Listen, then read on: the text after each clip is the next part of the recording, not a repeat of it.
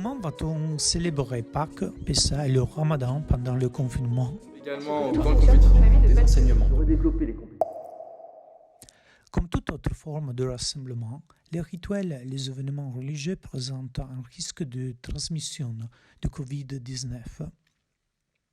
Dans l'impossibilité de garder la façon traditionnelle de célébrer les rituels, les autorités religieuses ont fait preuve de créativité dans l'utilisation des médias traditionnels et des nouvelles technologies de communication pour garder le lien entre célébrants et communauté et entre les fidèles.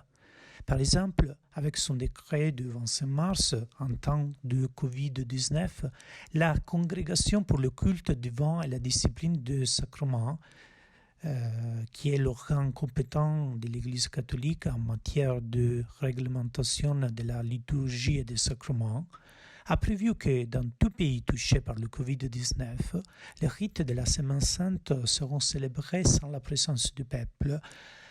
Par contre, les fidèles doivent être informés des horaires de célébration pour s'unir en prière de chez eux en utilisant si possible les médias. De son côté, le Conseil français du culte musulman constate également que les initiatives des associations musulmanes pour transmettre à l'heure de la prière du vendredi des interventions et des messages des imams pourraient permettre aux fidèles de garder le lien avec leur mosquée et leur imam dans la période de confinement.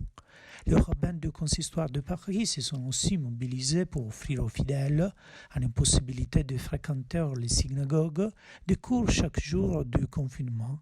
Les églises protestantes profitent aussi des nouvelles technologies et des réseaux sociaux avec des WhatsApp ou des pages Facebook paroissiales, des mails informatifs sur les émissions protestantes disponibles, des visites pastorales par le biais du téléphone et même des chaînes téléphoniques destinées aux personnes isolées.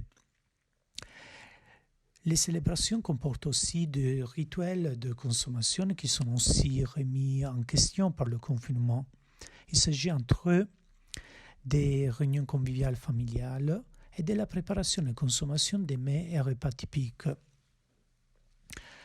Une première conséquence de la pandémie sera que les familles ne pourront pas se réunir. Les nouvelles technologies rendront probablement possible d'ajouter une place virtuelle à la table pour les membres de la famille éloignée. Dès le début du confinement, des applications comme House Party, Skype, WhatsApp et Zoom ont permis d'organiser des fêtes entre amis, des pauses café, même des apéros virtuels.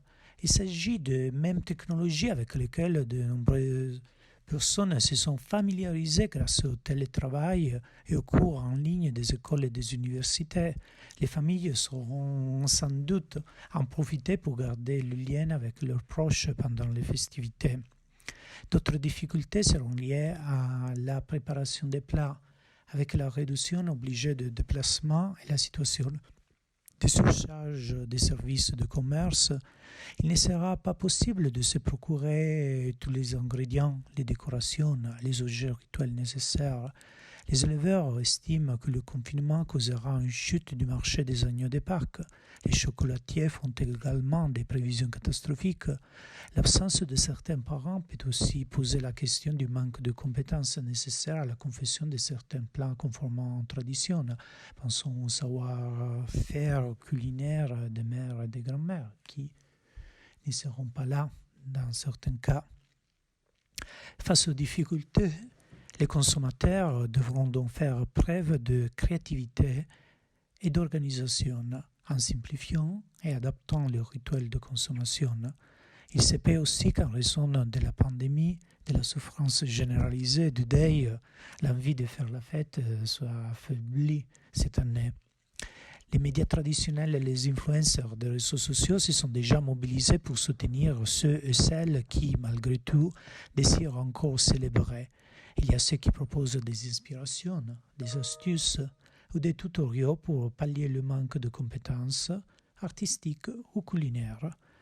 Les fermiers, les éleveurs et les producteurs artisanaux pourront aussi établir des circuits courts qu'on pourrait promouvoir en tant qu'acte d'achat éthique responsable envers le producteur local. Cela à condition d'utiliser efficacement les réseaux sociaux pour la promotion et de créer des solutions partagées pour la livraison à domicile.